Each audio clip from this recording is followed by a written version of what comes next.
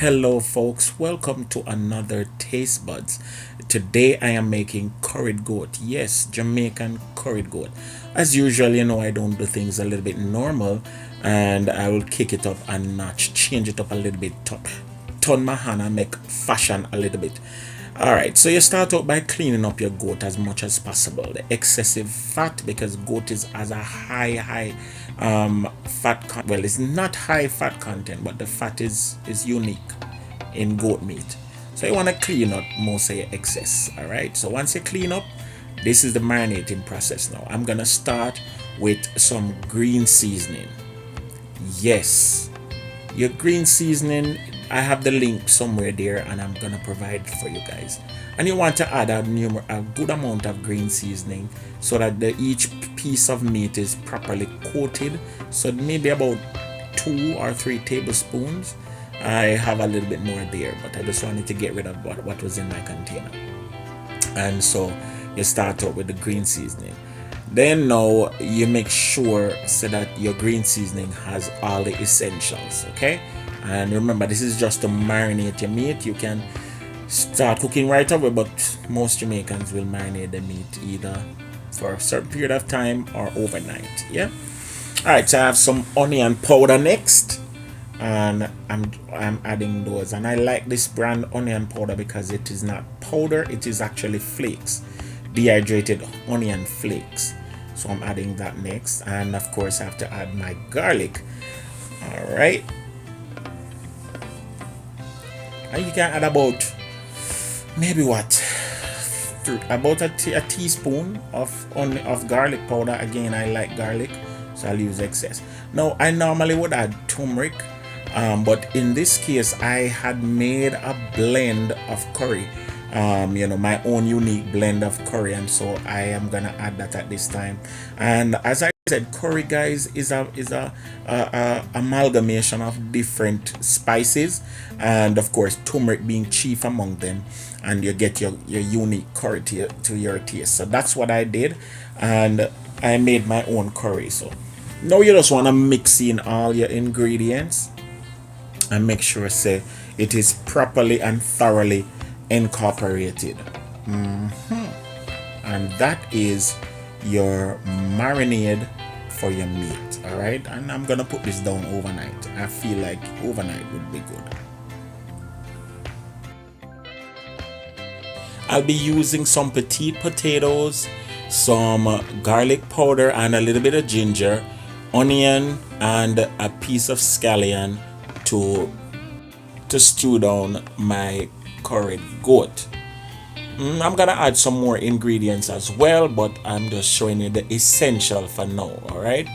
Now I want to add some coconut oil to my pot. Yes, and I'm using about 2 to 3 tablespoons of coconut oil. As you can see, I don't actually measure out a lot of stuff, and I want this oil to get hot and nicely toasted in the pot, because I'm gonna use this oil.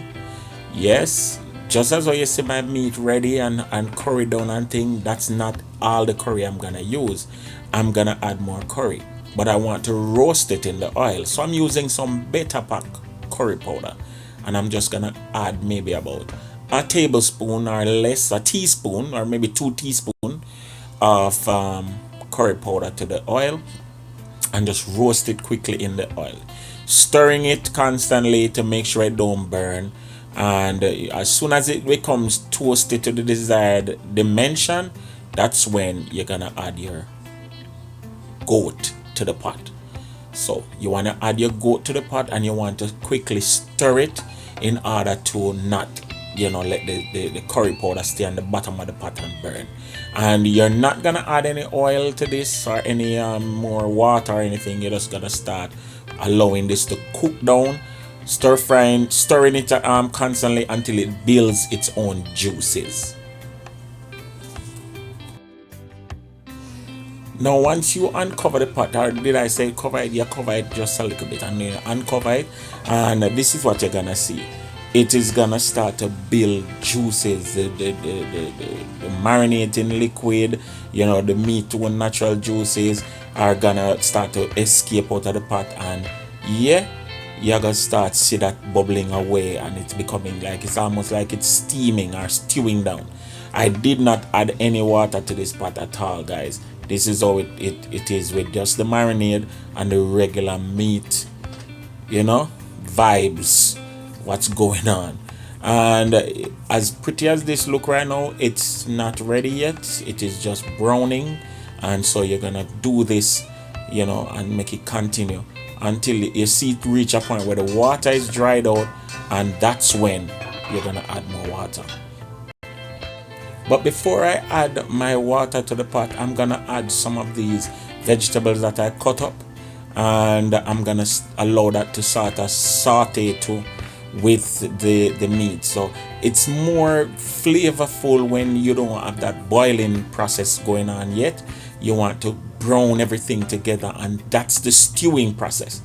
When you allow the pot to deal with its own natural juices to come out and stuff. So I'm gonna add all of these things as the time progresses, and continue to stir fry, stew, saute, whatever word you want to call it, my curry. Alright, how it looks so far, look good.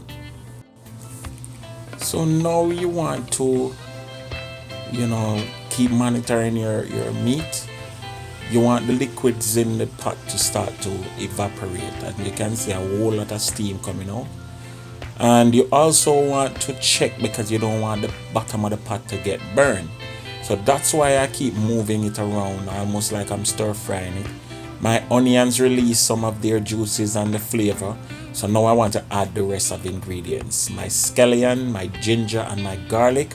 I'm adding those here at this time. And make sure you clean out everything. Nobody going like foreign channel where they don't clean out the bowl when they add ingredients. Now, just at this point where you feel like it's gonna start to burn and it start to fry, make that frying sound, is when you want to add your liquid. All right, so you just mix this up a little bit, and see, you're getting that frying sound, almost like like you're frying eggs. Yeah, that's when you want to add your liquid. And so all I did was just to add some water to the marinade, the rest of the marinating herbs and whatever that was there, and you add some warm water, and you just add this to your pot.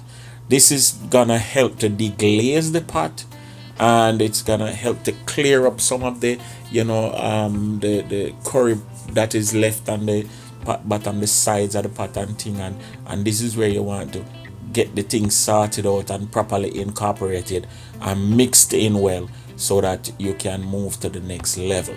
Now, what you're gonna do also is you're gonna test for tenderness.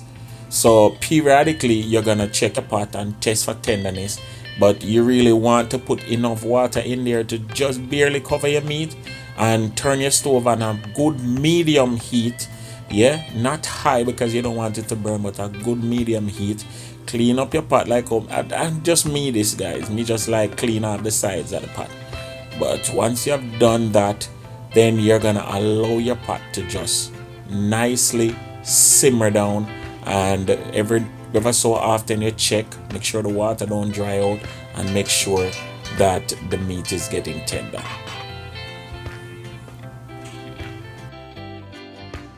So here I cut my potatoes in half, and I'm adding some carrots as well.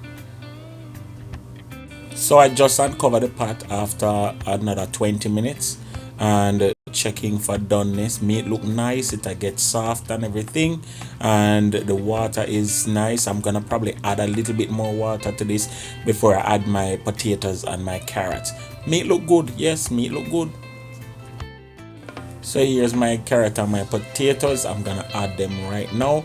The meat has cooked to a certain tender but firm level, and so by the time the petite potatoes and my carrots are cooked, then everything will go ready. You understand? Because you don't want to put the potato them in there too early, it's gonna mash out, and I like my potato then. Alright, so I'm adding some water now to facilitate the potatoes and the carrots. Potatoes will absorb the water as it gets soft, and the carrot as well, and this will work itself down into a nice gravy, so that when we take off with curry goat, we have enough gravy to make the thing nice and tasty. Yes, we're on the finishing, guys. We're on the finishing.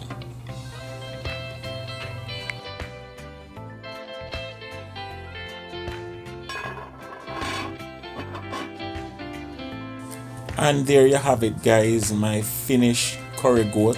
I should have added some scotch bonnet pepper to this, but the wife really and truly was bothering me about the pepper. She don't like pepper, she don't want a pepper, so me no bother put no pepper. So guys, you can add your pepper to this at this time and allow it to just simmer for another 5 minutes. But this is ready. A plating time next. Yes, man.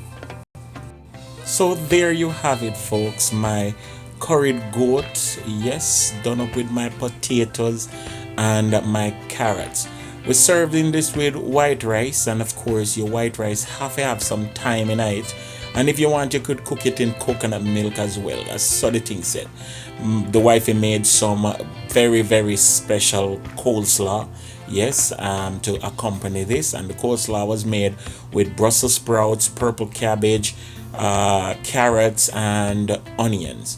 All right, and of course, you know that your curry goat have been well seasoned and nice. I tell you, it's not every day we eat meat, but every now and then I have to remember that I have some meat lovers on my channel and they want to see some things being done, so I have to cater to everybody.